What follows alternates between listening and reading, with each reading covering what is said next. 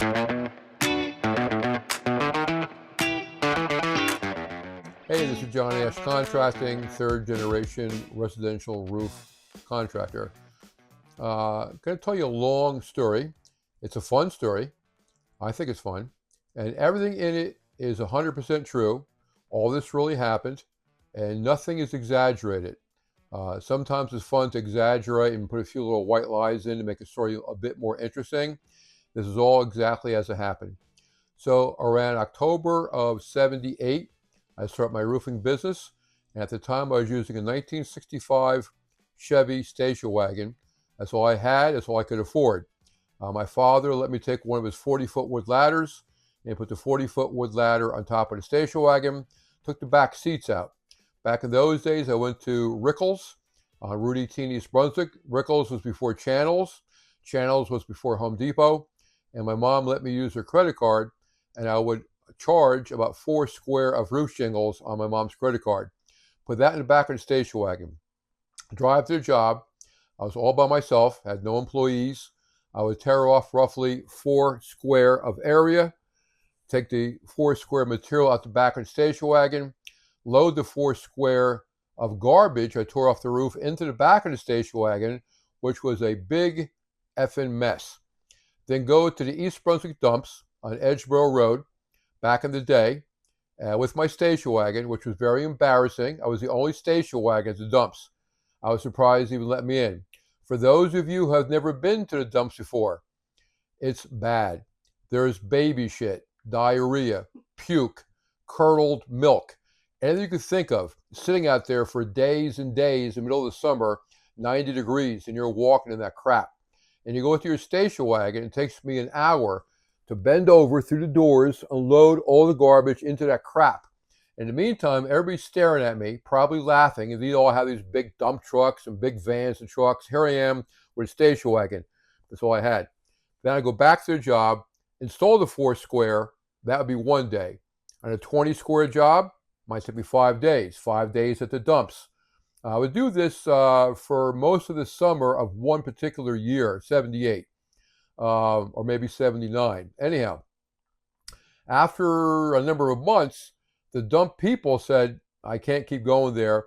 They don't like my station wagon. It was too low to the ground. It kept getting stuck. And they have these big, gigantic steel tractors. I'm talking like 25 feet long, steel wheels this high with paddles on the steel wheels. Look them up on Google.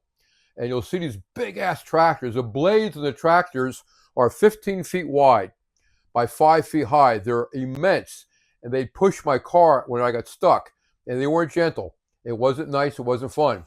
So anyhow, we did this. This is just the beginning of the story, but after about one summer, I can't come back anymore. I went out and got a brown, old, crappy, 1-ton Ford van, and I would have the Ford van on my job sites, and we load garbage into the back of the van from off the roof.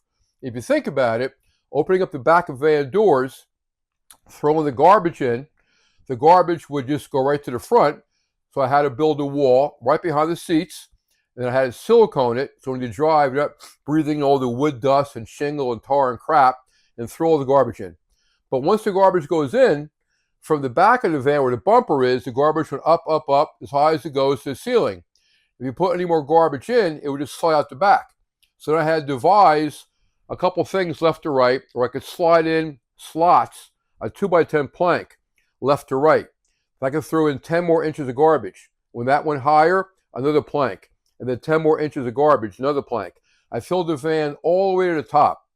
We estimated one day we probably had around 4,000 pounds of garbage in a van that was designed for 2,000 pounds maximum. Now, between the top of the rear wheel and underneath the steel part of the van wheel well, normally there's about this much room. It's a 1-ton van. When I filled it with all the garbage, doubled the normal weight, there was about 2 inches of space. That was driving down the road normally, and you had to drive really slow because the brakes on that van were not designed to stop a van with 4,000 pounds of garbage. If somebody pulled in front of you, you hit the brakes, it's like you didn't have brakes. So it was bad. You had to drive real slow. People behind me blowing a horn, cursing at me, giving me the finger. So anyhow, make a long story short, when you hit a bump, every time you hit a bump, the van, you can hear the real wheels as they're spinning, scraping for a second or two underneath the wheel well. That's how bad this van was overloaded. And then after a few weeks of doing this, you look under the van and you can see all the scrape marks the rubber tires are making, and they're kind of slowly wearing through the metal. Anyhow, we took this vehicle to the dumps and would dump out the garbage. Now, surrounded by me were people with normal, regular dump trucks. They just push a button, pull a lever, the back goes up, the garbage comes out, they're gone. I had to unload by hand. It took two of my guys, usually, 3 hours, 2 men, to load the garbage into the back of the van. When I get onto the dumps, it's 90 degrees. I'm sweating. My armpits are soaked. I'm smelly. I'm walking in baby puke and throw up and curdled milk. If it rained the day before, it'd be 8, 9 inches of crap. My dad used to go through this also. Walking this stuff. I'm in the back of the van, taking the one plank out, then pulling the garbage out by hand. All the garbage had compressed from driving and vibrating. It was very hard to get it out. The once that was out, you had to crawl up on top of the van with your back scraping the top inner side of the van to go all the way to the front to pull the garbage out. It was a nightmare. But I was making money, I had a family, you got to do what you got to do. Then you take down one more plank and you'd be a little lower and more plank and all the garbage out. That might take me about 3 hours to do that amongst the puke and the sweat. It was horrible. Now, the guys that work down there in these big, humongous tractors, when you first go there, they're in a rush. You blow your horn when you get there. This is back in the 70s, 80s now. They look at you when you blow the horn. They point where they want you to dump the garbage. It was based on what kind of truck you had, how big the truck was, how much garbage was in it. They point. And they want you out of there fast. They want you out of there in 3 or 4 minutes. The next guy goes. They have hundreds of trucks every day, and they're in a rush. And you're holding them up. You're in their way. They just give me dirty looks. They didn't like me being there for 3 hours. But I would do this for a while. At one point, we even cut a hole in the top roof of the van. We put it on a 2x4 with a hinge.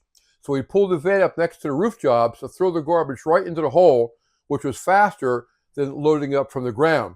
But the point is, we had this van overloaded for about I don't think it was quite a year, maybe a year and a half, scraping the tires, overloading it. One day on Route 9, the Freehold area, me and one guy sitting in front of the van just stopped. The engine was working, the engine was making noise, but we weren't going nowhere. So somehow we messed everything up with the overweight and the heaviness. Something broke, something snapped. No exaggeration, no lie. I took the plates off of my van, got a ride, left the van right there on the side of the road, filled with garbage. I never heard from the police, never heard from anybody back in the day. I probably shouldn't say that, but hopefully it's over with. So anyhow, then I went out, my finest moment, I got Mr. Dumpy. This is what the story is about. This is a preliminary so far to tell you to get up to Mr. Dumpy. I got a township dump truck, one of these big Asch yellow dump trucks that towns have. And they had it for decades. But it didn't have high mileage because they use it only in the one town. It was a 1965 yellow Ford, maybe a Ford 800. I'm not sure at this point. And it was a little beat up. It had low mileage. But the fuel tank gauge didn't work. You had to put a broom handle into the gas, where the gas went, pull it out, see how high the handle is wet to know how much gas is in the tank. Windshield wipers didn't work. Heater didn't work. Defroster didn't work.